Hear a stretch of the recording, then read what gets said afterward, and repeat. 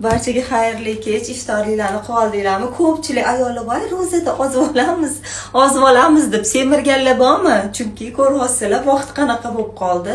6:30 уже 7ga qarab ketyapmiz-da. O'zi 6dan keyin ovqat yeyilmaydi ozmoqchi bo'lgan odamlarga, lekin iftorlik vaqti shunga to'g'ri kelgandan keyin majbursiz yeysiz.